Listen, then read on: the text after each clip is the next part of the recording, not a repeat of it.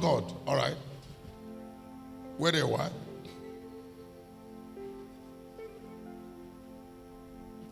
Men represent God the way they are.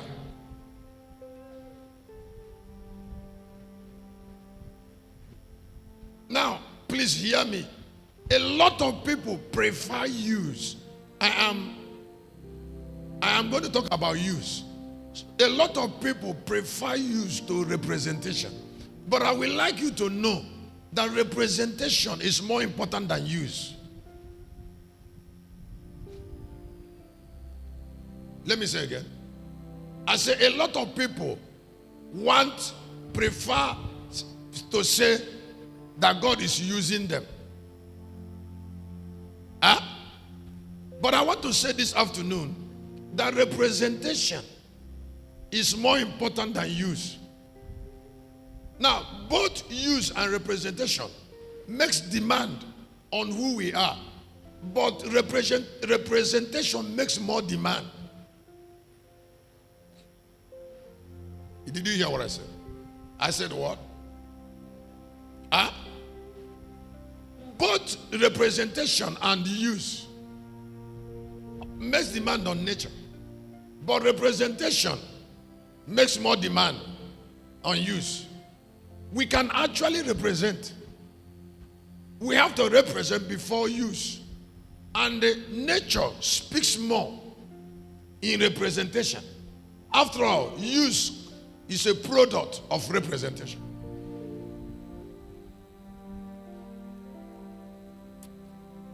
Jesus has to be Christ before we can talk about dying.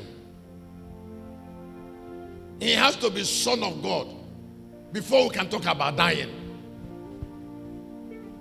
I don't know whether somebody's hearing me. I said he has. Listen, representation makes more meaning to Jesus and all who are of God than use. It is more important to a woman that she is a man's wife than somebody who cooks food. In representation, you are a wife. It is superior to service. A man can cook.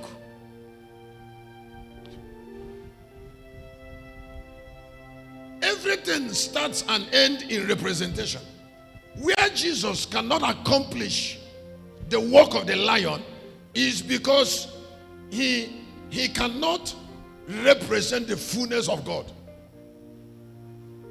So you cannot give him the assignment that a spirit or a man that have the fullness of God should take. You can't give him that.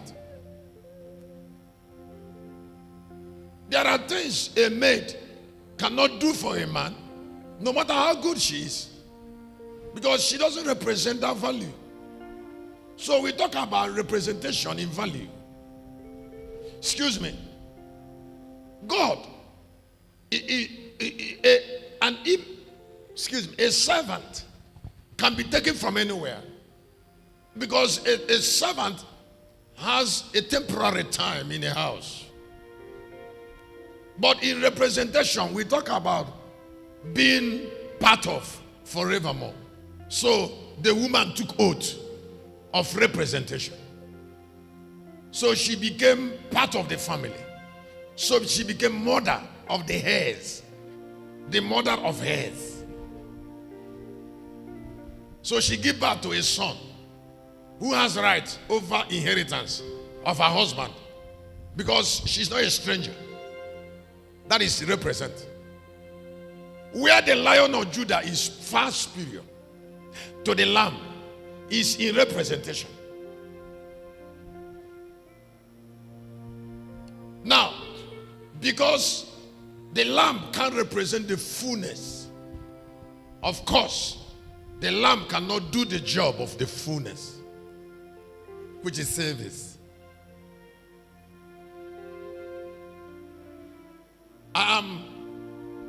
I will go on later to use, after I have revealed a secret to you, what I call Jesus accomplished the will of the Son of God.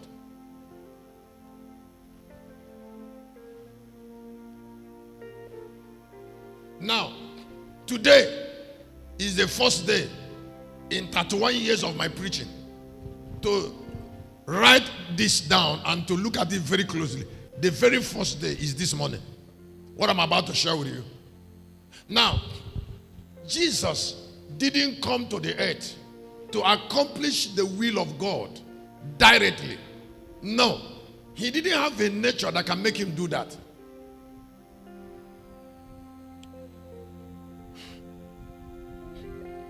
When God wanted his will to be done on earth, his will to be done on earth, there was no spiritual value for God to incarnate himself, but there was spiritual value for God to incarnate Christ. So what God did was to incarnate his Son, and then his Son have will of Son, not will of God. The Son has the destiny of Son, the equipment of Son, the power of Son. I mean S-O-N. And then when the Son came, he incarnated Jesus, and then he became Jesus Christ. So what Jesus Christ did on earth, what Jesus Christ did